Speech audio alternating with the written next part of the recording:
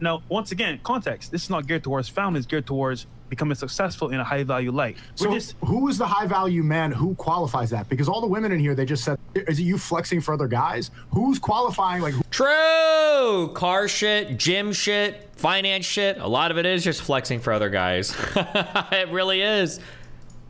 Who are you becoming high value for? Other dudes on the internet? So it's almost 25 years since the release of the film The Matrix. And in that film, there was a dichotomy between the blue pill and the red pill. Now, fast forward to today, and you probably heard those terms in this milieu of advice for men about self-development, dating, lifestyle, the choice between being blue-pilled and red-pilled, and even black-pilled. So, if you want to come here to Eastern Europe, date the 9s and 10s, the super beautiful women, and live your best life, which of these three philosophies, there's probably even more colored pills out there, is the best one to pick? Or is there actually a killer combo that takes elements of these different philosophies and combines them into something that's even better? That's what we're going to discuss in this video. Bayekele. SAR Experience. So let's start off with the blue pill. Now, in the film The Matrix, there's this metaphor. You take the blue pill, the story ends. You wake up in your bed and believe whatever you want to believe. You take the red pill, you stay in Wonderland, and I show you how deep the rabbit hole goes. Blue pill and red pill. If you take the blue pill, then you'll continue to live in this kind of rose-tinted, colored, false world. And if you take the red pill, you'll actually be awakened to the reality, but you can never go back, and it'd be quite unsettling to realize what it is like to live in reality, right? So it's a metaphor. So a lot of blue-pilled advice would be kind of like, be yourself, the right girl will come along, there's someone for everybody in the world, kind of stuff that maybe your mom would tell you, or as a child, to comfort you. We all know that she's just trying to protect the child from the harsh reality of the real world, but of course that's not what would be maybe the most pertinent advice for an adult who needs to grow up and realize the kind of world that they live in. Now, some other things that, say, blue pill advice emphasizes, like intimacy, relationships, commitment, loyalty. That's all pretty good advice, in fact, but most of what's considered blue pill is kind of like what you'd see in Hollywood rom-com, romance comedy, or Disney film, just kind of fantasy. And one very important element that blue pill advice ignores is the phenomenon of hypergamy, which is, and female hypergamy, which is the trend of women to marry up, across and up on socioeconomic hierarchies. And if you don't understand that is something that's a phenomenon that we can observe, then you will probably be quite confused about why women, in general, not every woman of course, but in general, trend towards guys of higher socioeconomic status. So that is the blue pill. So before we get into the red pill, let's talk about the black pill. Now, this was not a metaphor in the film. It's something that has been, I guess, created here in the manosphere. Dating advice for men, which is basically, they emphasize looks and looks only. And you can kind of divide them into two different parts. You got the part of it that's kind of like doomer, that basically, if you are a subpar 5, they have that expression, then it's kind of over, there's nothing you can do, you're doomed to basically be alone or have very few options in life in terms of your dating life. And actually, if you look throughout history, I think it's 80% of women actually manage to reproduce, while only 40% of men. So there is a little bit of, I guess, truth in this. If you look back through history, not all men got to reproduce. Now, mainly that was, at least I think, the theory is that that was mainly because men died before they could actually reproduce and get access to women, because we had a lot of wars, a lot of guys dies before they left some progeny on this planet. But basically you have the doomers, and they say that there's not much you can do, just accept it. And they would say that I think there are like about 7 things that they cite. They cite being your height, being short, being ugly, being bald, having a unflattering frame, having a small penis size, your age, and your ethnicity. Now, when I look at those things, there's something you can't actually do much about. Like, you can't really do much about your ethnicity or your age or your height. But everything else you can change. You can change being ugly. Might take a lot of work, and we'll get into that in a sec. And you can change your frame size. You can change being bald 100%. Penis size, maybe you can change that as well. So you can change a lot of this. And actually, at age, for example, can play into your favor. Men, we tend to peak between 35 and 45. So, I mean, I guess when you get over 45 and when you're under 35, it's not optimal, but definitely most guys are going to grow into that phase of being at their peak market value in terms of dating. And your ethnicity, actually, you could just niche kind of for your ethnicity. Like if you go to a hip hop club, you're black, more likely than not, than the average girls who go there are going to be interested in black. I see if you go to a K-pop concert, I mean, the guys are, Korean pop, so probably going more into Asian guys. If you're Asian, that might be a good spot. Latinos, I've had Latino clients who go to the Latino salsa bar, and they meet lots of women. Why? Because women who go to that type of establishment more likely to be open to Latino guys. It's going to make sense, right? So also ethnicity, if you know how to use it, can play into your favor, whilst in other places it might be a disadvantage. So then you have the looks maxers, and the black pill is about, I guess, being handsome and your height. And whilst you can't change your height, I guess you could put on some, I don't know, platform shoes, but other than that, I remember there was Nicolas Sarkozy he was quite short, so he used to wear a little bit more of a platform in his shoes, apparently, and several other world leaders have done the same, allegedly. But besides doing that, there's not much you can do about your height in reality. But you can look smart, you can go to the gym, right? You can change your clothes. You can whiten your teeth. You can deal with that receding hairline by getting a hair transplant. There's other cosmetic procedures that you can do. So definitely you could do a lot with looks maxing, as it's known, and that will increase your value. Now here in Eastern Europe, to be clear, looks are probably less important for men in the overall basket than they are in the West. That's because in general, women here are less emancipated, so they tend to look a bit more at status and finances in prospective male partner than they do in looks. Then would be the same in the West, where women are more emancipated. They tend to focus on career more and actually can access those resources and that status themselves less so than women tend to do in Eastern Europe. But again, that's just the trend across the society. So now the red pill, right? So this is the big pill, I guess, in dating advice for men online. The manosphere, or the manoswamp, as it can also be called, because there's so much toxicity. And this is where a lot of the toxicity comes from. But in short, the red pill is about, for me at least, understanding better evolutionary biology and actually what drives us on an evolutionary basis in terms of mate selection, whether you're a guy looking for a girl to reproduce with at its most basic level, or a woman looking for a man also to reproduce with. Hypergamy is one of the key things that red pill emphasizes, which is, as I said, the trend of women, female hypergamy, and the trend of women to date across and up on socioeconomic hierarchies. And that is definitely something you see a lot here in Eastern Europe, even more so than in the West. And that's just something that comes from evolutionary biology, and is something that is observed. So unlike the blue pillars who don't want to recognize that basic fact, red pill emphasizes a lot. Basically, red pill is looks, money, and status. They say you should actually focus on improving all of those three things. And that very basic level, yes, even though I think looks is a little bit less important here in Eastern Europe than it's going to be in the West, definitely something that you can change and you can develop on, and that will increase your value, ceteris paribus, on the dating market, both in the West and here in Eastern Europe. Definitely status is really, really important. I would say more important than looks, and even money, actually, at the end of the day, although there's a connection between the two. And again, you can work on improving your status, and money, obviously you can make more money. Easier said than done, but yes, you can make more money, and that in general will make you more attractive, increase your value on the dating market. Now, what I think is a mistake amongst a lot of people who profess to be red pillars is it slides very quickly into misogyny, which is what the red pill becomes associated with. So they start to say, basically, all women are hoes and all women are out to screw you over because, you know, hypergamy, and they will also constantly, they kind of tried to change, I think this Rollo Tomasi guy, what is his name? That's the pseudonym of George Miller, I think his real name is. It doesn't seem to be a guy who's ever really done well with women, which is a big trend about a lot of these guys giving advice online as well, especially in the red pill space. He tried to change the meaning of hypergamy to be like women are constantly trying to date up.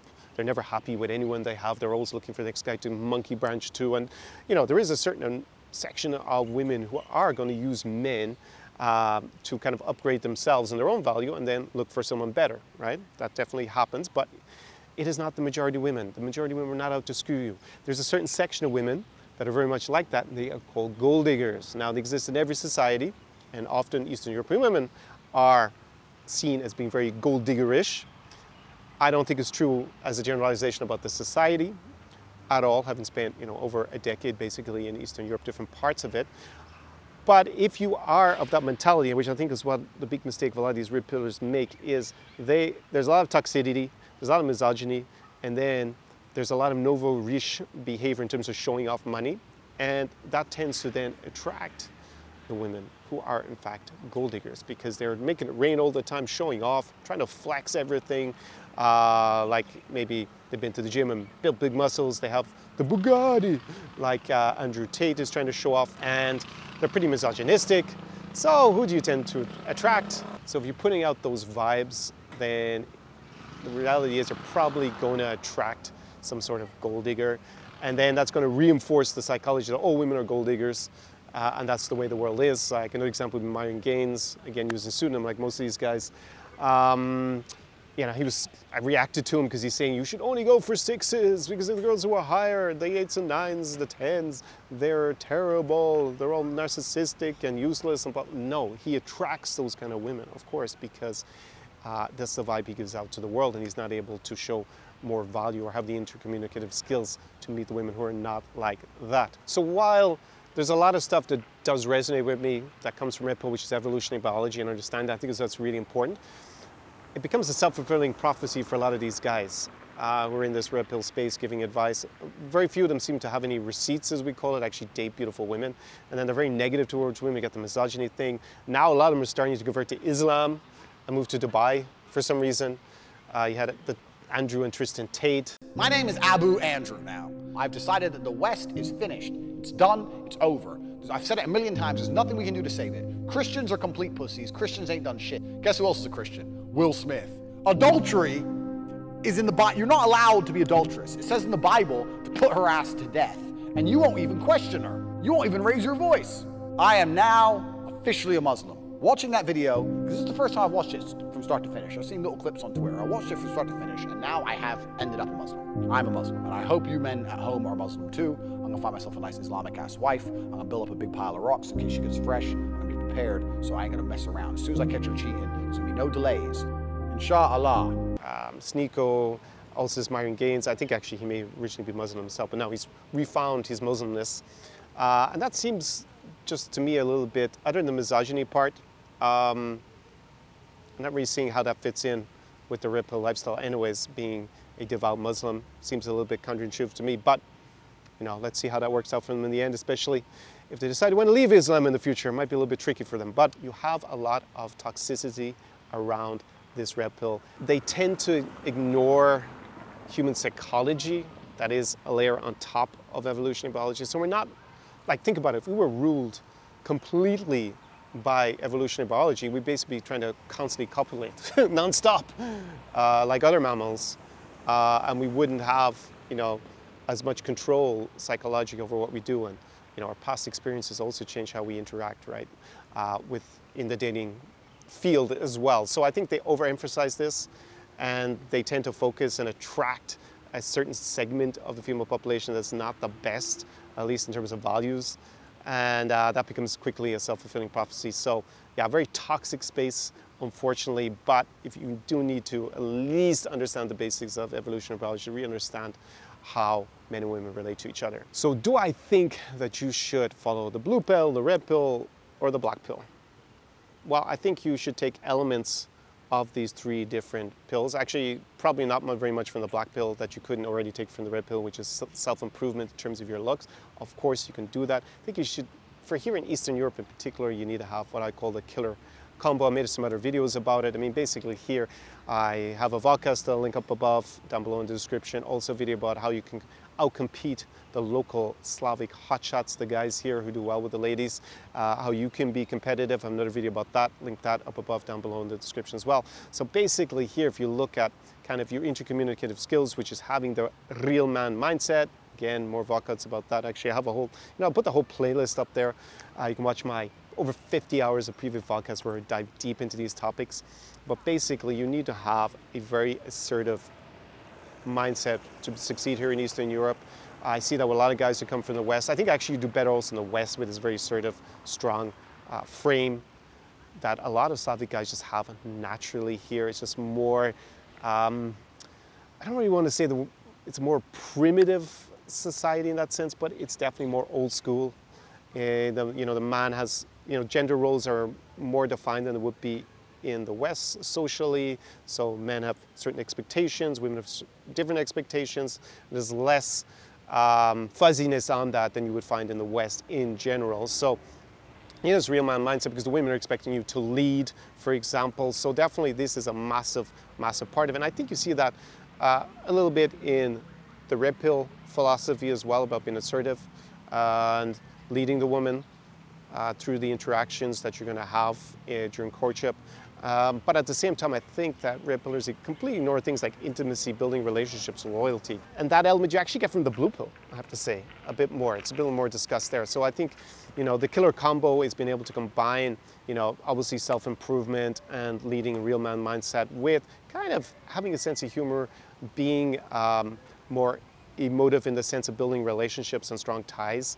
And I think this, because I think a lot of Slavic men, for example, come off as a little bit rough and unemotive, and they're not as much fun as a lot of the Western guys actually are naturally. They just need to combine that with a stronger frame. One of the classic things that I see with a lot of guys is, I've been obviously hanging out here and had clients for, I think about almost 5 years at this point, is that they always tend to ask too many questions to the girls, like, they just don't make a decision, make a proposal, You're going to be the guy paying for the date. There's no going Dutch here in Eastern Europe, at least almost never.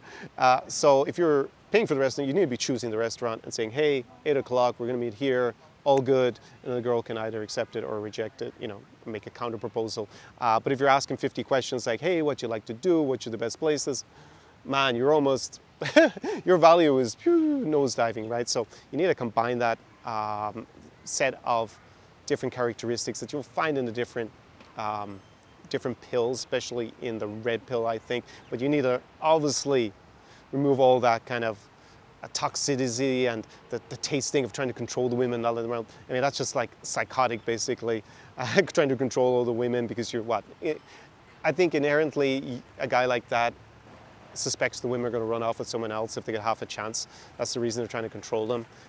So they overdo everything. So you want to avoid that kind of misogyny and that toxic mentality that I think a lot of the red pillars unfortunately have been pushing.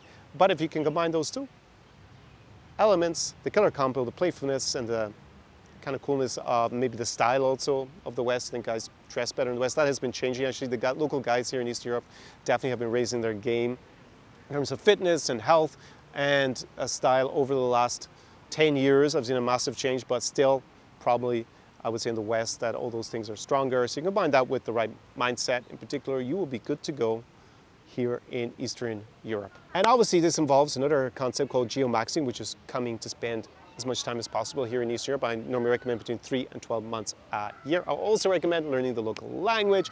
Why? Because it's easier to communicate. Most people don't speak very good English in Eastern Europe. And also you will get out of the sex tourist box because especially scammers, they're trying to target the guys who look like they're an easy mark to rip off. And also a lot of girls, especially the girls who are the 9s and 10s, the girls who are super beautiful, the most options, they don't want a tourist guys coming in for a weekend. We don't live in 1993. They have access to all these guys. They probably traveled around and met lots of foreigners before. They have foreign guys hitting them up, sliding into the DMs on Instagram or on Tinder if they open it up. So most girls, not all, but most girls are not English language groupies. You have a few of those, but in general, that's a pretty small pool to be fishing in where you're going to have a lot more competition, to be frank. So if you learn the local language, like here I'm in Almaty in Kazakhstan, so we have 2 official languages. We have Kazakh and we have Russian. Normally recommend learning Russian first because then you can use it obviously in a lot more countries than you can Kazakh. And that will help you get out of that box and, you know, be seen more as a local, but a high value local. So that's what I'm saying. If you don't believe that that's necessary, because a lot of these pickup artists in particular, and often there's also red pillars, they tend to argue with me at this point, no, you don't need to learn the language, that'll be lower status, I'm higher status because I'm English speaking. The Tate brothers went to Ukraine and to Belarus, to Minsk, right? And did they have a success? No, they made a vlog in Odessa where the girls they took home robbed them. Ah, so this is an actual emergency. This is a real emergency. The girls you had on the couch here tried to rob me. Yeah, the 3 girls I had last night tried to rob us, basically. And then there's Andrew Tate ranting and raving on Khrushchev about the day gamer losers being competition to him because you can get anywhere with girls. I mean, Ukraine's full of so many dorks. You see them on Twitter all the time, like little fucking nobodies. Hi, I'm in Ukraine and there's sexy girls and day game, fucking losers. Ukraine's been tainted by a bunch of losers. So this is a guy who, I mean, he's in good physical shape, I'll give him that, but he had set up his social media basically to attract gold diggers because this classic red pill toxic mentality is to, you know, flex nonstop and be obnoxious and misogynistic, and then what you attract women who are basic gold diggers or women who are thieves, and that's not what you want to be attracting in general. So that is what I recommend in terms of the 3 pills that are very common in this kind of manosphere area, nebulous area of the internet. So being more philosophical, the black pill, the red pill, the blue pill, and everything else to do with lifestyle in Eastern Europe is what I dive deeper into with my clients who come and live the Zara experience with me. It's an extended weekend experience and it is unique. You will not find it anywhere else in Eastern Europe and probably anywhere else across the globe. And you know, it's summer 2023. We're going to be hitting up Almaty, obviously here in Kazakhstan. That's why I'm in Kazakhstan with a client flying in tomorrow. That's when I'm shooting this video. Also going to be heading up to the Baltics to Riga, ridiculously hot Riga.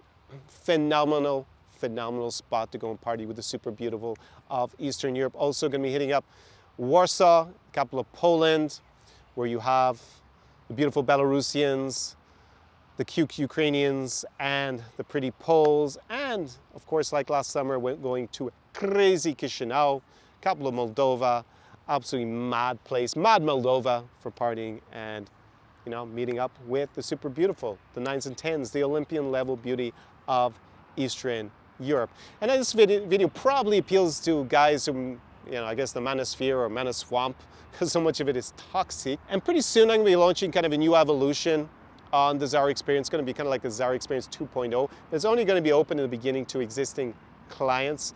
And we'll be meeting up and we'll be diving into all these kind of topics. But it's going to be for a very select group of high value former clients of the Zara experience. So you need to get in now, not only for summer 2023 to come and live the Zara experience with me in person, because I will be changing the entire structure. It will no longer have the existing pricing, because all these, now think of all these dodgy pickup artists when they're teaching the day game malarkey, basically how to be a public nuisance and get flaked on at a rate of about 99% by a 4 somewhere in whatever, well, probably in the US also they're doing this kind of shenanigans. And a lot of those guys, by the way, the few of them ever have attractive girlfriends or wives. They didn't meet them through day game. Believe me, I know how most of them made it. They made their money through coaching guys to be, to waste their time and annoy girls for the most part. And then, you know, they cashed those greenbacks and they invested into different things that then gave them higher status and allowed them to date a lot more attractive women. But anyways, that's something that maybe you can dive deeper into if you're interested in the history of a lot of these things. If you come and live the Zara experience in person. And we are going to be going to those 4 cities because at the moment the Russo-Ukrainian war is still ongoing. So I'm not currently bringing clients to Russia, Belarus, or Ukraine, but there are those 4 cities. It's going to be fantastic. And as I said, if you miss out now, you'll also miss out on the opportunity to join my inner circle, which is going to be launched before the end of the summer in 2023. So down below is an application form for the Zara experience. but it's not for everybody. It is by invitation only. You're not going to fill it out. There's not going to be a sleazy salesman call you up and do his best to just make you invest whatever I'm selling. Because if you're not the right fit, you ain't going to live the Zara experience with me in person.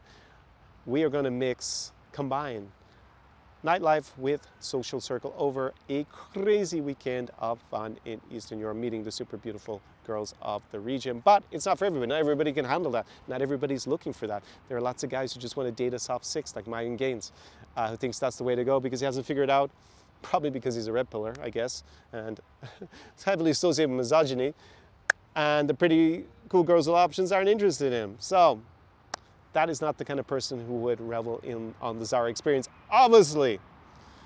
And as Wayne Gretzky said, a man of Belarusian origin, you miss 100% of the shots that you never take.